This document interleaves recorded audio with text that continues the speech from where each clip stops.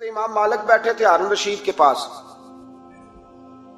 سخت پیاس لگ گئی ہارون رشید کو، اتنی سخت گرمی پیاس، یہ روزہ کھول کے نا کوئی چیز نہ ہو، پانی ہو تھوڑا سا ٹھنڈا سادہ پانی تو دل کرتا ہے سارے پی جائیں آج۔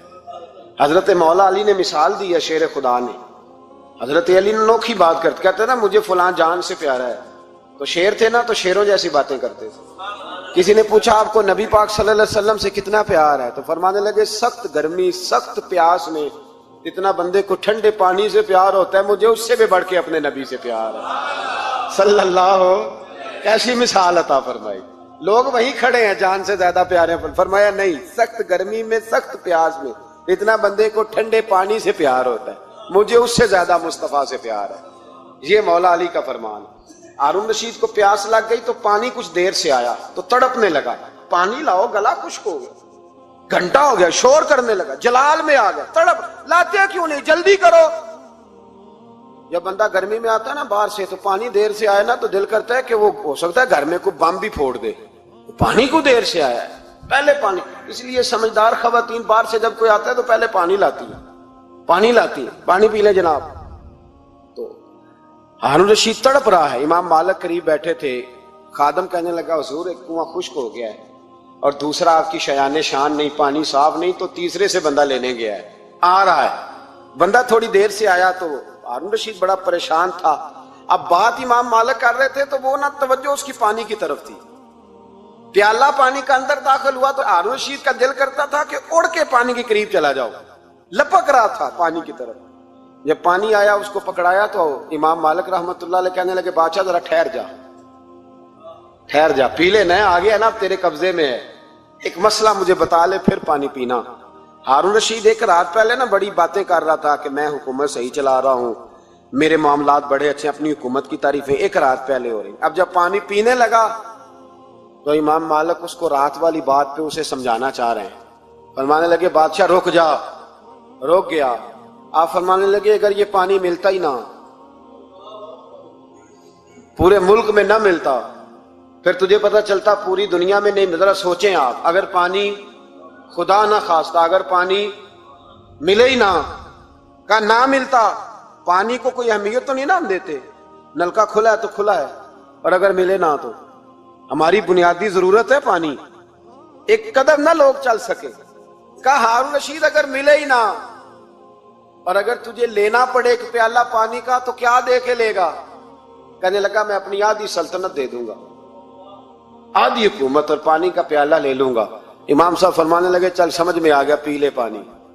اس نے پی لیا تو پیا اس طرح کہ پانی پیالہ منہ سے لگایا تو اتارا تب بھی جب ختم ہو گیا تو امام صاحب فرمانے لگے پی لیا کہ پی لیا؟ فرمانے لگے ایک مسئلہ اور بتا، اب اگر تو نے پانی پی لیا تیرا پیشاب بند ہو جائے،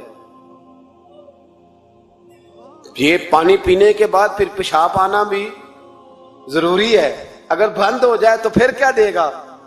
تو امام صاحب کی طرف غور سے دیکھنے، فرمانے لگے سوچ کے بتانا۔ کہنے لگا حضور آدھی سلطنت باقی کی بھی دے دوں گا۔ تو امام صاحب نے رومال اٹھایا کندھے پہ رکھا، چلنے لگے۔ کہاں جا رہے ہو؟ فرمانے لگے اس بادشاہ کے پاس کیا بیٹھنا جس کی پوری سلطنت کی قیمت پانی کا ایک پیالہ ہے، ایک پیالہ پانی کا اگر نہ ملے تو آدھی گئی اور پیشاب نہ آئے تو باقی بھی۔ کہنے لگے تو کس سلطنت کی باتیں کرتا ہے، کل من علیہا فان، ہر چیز۔ اب یقین کریں ہمارے پاس کو بندہ بیٹھ جائے نا تو ہم اسے ہلنے نہ دیں، ہم اسے کہیں تو تجھے پتہ ہی نہیں اصل بادشاہ میں ہی ہوں۔ میں تو کچھ ایسے لوگوں کی باتیں بھی سنتا ہوں، مجھے لگتا ہے امریکہ میں بھی حکومت یہی بنواتے ہیں، اتنی زبردست گفتگو کرتے ہیں، اتنا اعلیٰ تجزیہ نکالتے ہیں کہ مجھے لگتا ہے سارے ملکوں کے بادشاہ ان سے مشورہ کرتے ہیں۔ اس قدر زیادہ ہم نے اپنے آپ کو تن کے بڑا کر لیا ہے، کنٹرول میں رہے، کنٹرول میں۔ ہلاکو خان نے بڑے لوگ مروائے تھے، بڑے، بغداد میں 20 لاکھ آدمی قتل کروایا اس نے، 20,000 نہیں میں نے کہا، ذمہ داری سے حوالہ دو، کتنے لوگ بولیے؟ 16 لاکھ آدمی اس نے تلوار سے مروایا۔ لوگوں نے نا زیر زمین تہ خانے کھودنے شروع کر دیے، 4 لاکھ آدمی تہ خانوں میں چھپ گیا اور چن چن کے مسلمان مارتا تھا۔ جب ہلاکو کو کسی نے بتایا نا 4 لاکھ بندے چھپ گئے، اس نے نہروں کے بند توڑوا دیے، دریاؤں کے بند توڑوا دیے، پانی زیر زمین چلا گیا، 4 لاکھ آدمی ڈوب کے مر گیا، 20 لاکھ آدمی مروایا۔ ایک دن ایک علاقے میں گھوم رہا تھا، لیمبو کھانے کا بڑا شوقین تھا، بازار میں گیا تو ایک لیمبو خریدا۔ اس نے دیکھا کہ بازار میں بوڑھے بچے جوان خریداری کر رہے ہیں، تو کہنے لگا ابھی بھی اتنے مسلمان زندہ ہیں، بناؤ ان کی لائنیں، قتل کرنا ہے۔ 3 لائنیں بن گئی، ایک بوڑھا آدمی بھی لائن میں آ گیا، لیمبو کھا رہا ہے، اس کو ہلکا ہلکا چوستا ہے، گھوڑے پہ بیٹھا ہے، قتل کرا رہا ہے لوگوں کو۔ ایک بابا جی پہلی صف میں تھے، جب پہلی صف قتل ہونے لگی، بابا جی پچھلی صف میں دوڑ کے ہو گئے۔ ہلاکو خان ہنس رہا ہے اس کو دیکھ کے، معاذ اللہ، جب بندہ ہوتا ہے نا کسی منصب پہ پھر وہ مذاق اڑاتا ہے دوسروں کا۔ بابا دوسری صف میں آیا تو ہلاکو خان نے وہ بھی قتل کرائی، تو بابا دوڑ کے تیسری صف میں، آخری صف کے کونے پہ جب بابا کھڑا ہو گیا نا تو سارے بندے مر گئے۔ بابے کو قتل کرنے لگا جلاد، ہلاکو کہنے لگا ٹھہر جا، کہنے لگا بابا تو تیسری صف میں آیا تھا، تیرا کیا خیال تھا بچ جائے گا؟ بابا کہنے لگا خیال نہیں، میرا یقین ہے کہ میں بچ جاؤں گا، میرا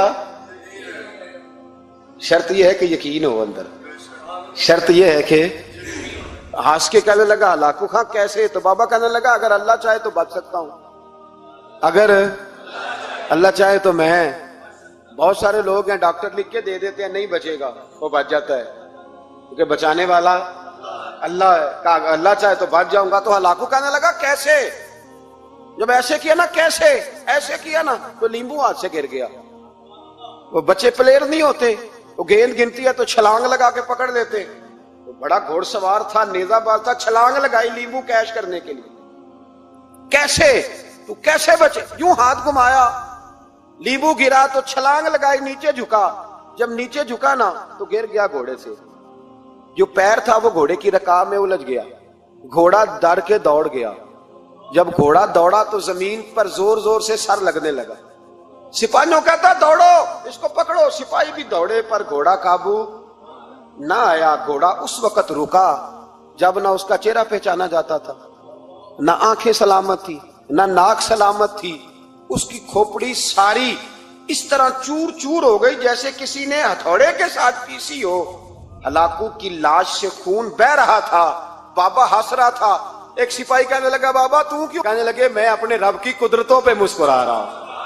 کل من علیہ فان ویبقی وجہ ربک ذو الجلال والاکرام کا میں نے اسے سمجھایا تھا کہ بچانے والا بچا لیا کرتا ہے، تو اس نے مجھے